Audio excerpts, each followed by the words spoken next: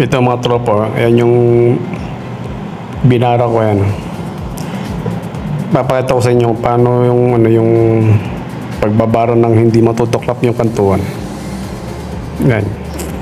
Yung kantuan na yan. Ang diskarte lang dyan, yan katulad yan, yung paring na yan, yung pinambara ko dyan. Yung paring na yan, katulad yan, huwag mong pasasampay ng dyan, ng boral natin yung o kaya skim coat.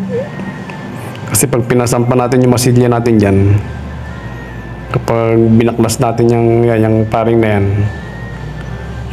yung skim coat o boral na nilagay natin dyan, sasama doon sa paring na yan. Kaya ang mangyayari, magtutuklap. Kaya dapat, yung paring na yan, katulad yan, malinis dapat yan. Walang nakasampang skim coat o boral dyan. Para hindi siya magbakbak pag tinanggal natin yung pambara natin dyan, yung pinangalay natin sa kantuan na yan. Yan, ganyan dapat kalinis yung yung pambara natin. Yung pinangalay natin dyan, walang nakasampang skim coat o boral doon sa pinakang paring niya. Para pag binaklas mo siya, hindi siya magtutuklap. Yan, bali pa, ang inabulan ko dyan, yan. Yan, sa dulong yan, kabilang dulo yan eh. Lalo dyan sa kabilang yan, may maraming pondo na yan.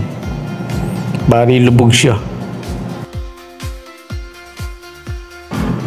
Pag tinanggal na natin yung paring, yung kabilang side niya, ayun yung pinakamamasilya ko na yan. Kumbaga yung side by side para makinis na yung pinakakantuan niya.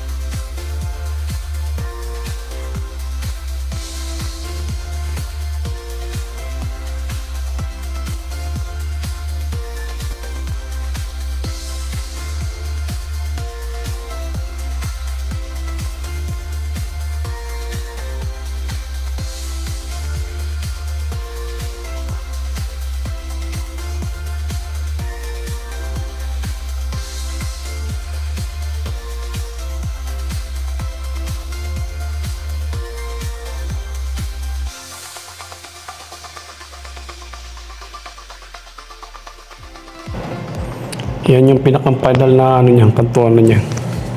Diba, yan yung pinaka-natapos na. Ayan, kitang-kita naman natin, diretso na siya. Wala na siya hindi na siya yung alon-alon. Kumbaga, namasilya ni pinakang lubog niya. Pag natuyo yan, bali lang yan, yung liliyain na lang yan. Pag natuyo siya.